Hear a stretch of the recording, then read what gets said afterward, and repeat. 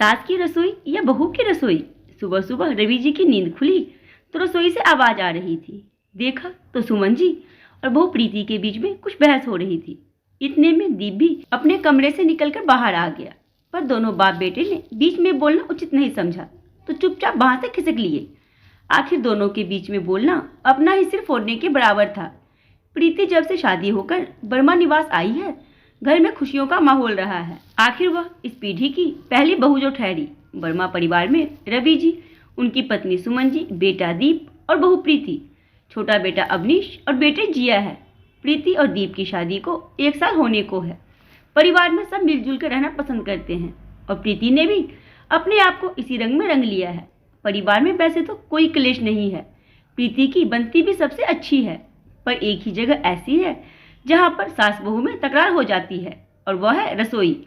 यही एक ऐसी जगह है जहां परिवार का कोई भी सदस्य बीच में बोलना उचित नहीं समझता।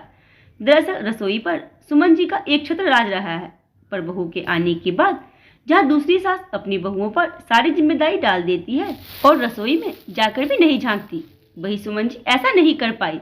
वैसे देखा जाए तो ये कोई बड़ी समस्या नहीं है, समस्या तो बहुत छोटी सी है। सुमन जी ने रसोई को अपने तरीके से रखा है हमेशा। उनके राज में रसोई चमचमाते स्टील के डिब्बों से सजी हुई होती थी। जब कोई मेहमान या रिश्तेदार उनके घर आते तो चमचमाती रसोई को देखकर काफी तारीफ करती, जिसे सुनकर सुमन जी भी फूली ना समाती।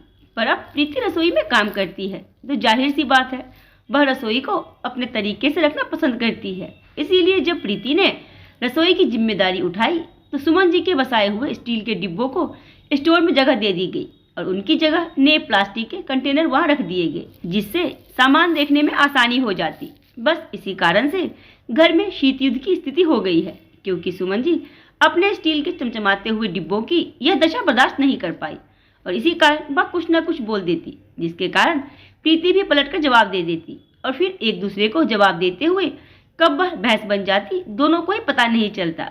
पर इनकी बहस के बीच किसी को बोलने की इजाजत नहीं थी, क्योंकि जो बोलता सारी बहस उस पर ट्रांसफर हो जाती। खैर, समय अपनी गति से चल रहा था। एक दिन दीप की दादी माँ रवि जी के साथ कुछ दिन रहने के लिए यहाँ आई, जो कि गांव में रवि जी के बड़ी भाई के पास रहती थी।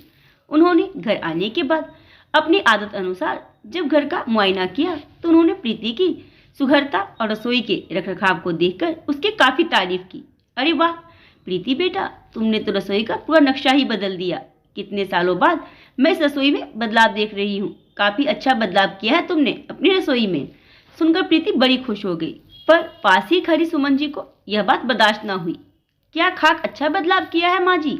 स्टील के चमचमाते डिब्बों की जगह इन कचकरे के डिब्बों ने ले ली। स्टील के डिब्बे का ये क्या मुकाबला करेंगे? स्टील के डिब्बों से कितना चमचमाता था मेरा रसोई घर। सुमन जी ने अपनी सास की बात काटते हुए कहा, तुझे बड़ा बुरा लग रहा है। 28 सालों से वह एक ही तरह की रसोई देखकर परेशान हो गई थी। चलो कुछ तो बदलाव हुआ, अब लग रहा है कि नई बहू का आगमन हो गया है। अच्छा, रसोई में मैं ही तो काम करती थी, तो रसोई भी मेरे हिसाब से ही तो रखूंगी। माँ जी माफ करना, पर आप तो रसोई में आकर झांकती भी नहीं थी। सुमन जी ने तुनकते हुए कहा, देख सुमन, यह तो गलत बात है। जब तू शादी होकर आई थी तो तूने भी आते ही मेरी रसोई पर इसी तरह कब्जा जमाया था। याद है, तूने भी मेरे एल्युमिनियम के डिब्बों को हटाकर अपने स्टील के डिब्बों को जगह दी थी। अब वही चीज तेरे साथ हो रही तो तुझे बुरा क्यों लग रहा है? मुझे भी कुछ दिन बुरा लगा था, पर मैंने उस बात को बहस में नहीं बदला। सही कहा तूने कि मैं तो रसोई में आकर झांकती भी नहीं थी, क्योंकि जब जब मैं रसोई में आई तब तब तुझे यह लगता था कि मैं तेरे कामों में मीन मेख निकालने आई हूँ। इसीलिए बदलाव को स्वीकार करते हुए मैंने इसे दिल से स्वीकार कर लिया। बदलाव तो प्रकृति का नियम है, इसे दिल से स्वीकार कर। वो मेरी रसोई थी जो तेरे पास आई थी, और अब तेरी रसोई तेरे बहू के पास गई। गलत क्या है इसमें? जिसे काम करना है वह अपने हिसाब से रसोई रखे, और तुझे कौन सा दिन भर रसोई में काम करना होता है? बाकी तो पूरी रसोई प्रीति ही संभालती है, तो उसे संभालने दे। और अब अगर सास की रसोई और बहू की रसोई का हिसाब किताब खत्म हो गया हो तो जाके अपने हाथों की 1 कप चाय तो बनाकर पिला दे। जा रही हूँ, पता है मुझे आप साथ तो प्रीति का ही दोगे। कौन सी सास अपनी बहू का साथ देगी? लेकिन फिर भी चाय मेरे हाथ की ही पीनी है। सुमन जी झूठा गुस्सा दिखाते हुए रसोई की तरफ जाने लगी। तो अपनी बहू को नहीं कहूंगी तो किसको कहूंगी? मैं अपनी बहू से कह रही हूँ, तू अपनी बहू से कह। मुझे तुम दोनों सास बहू के बीच में क्या लेना देना।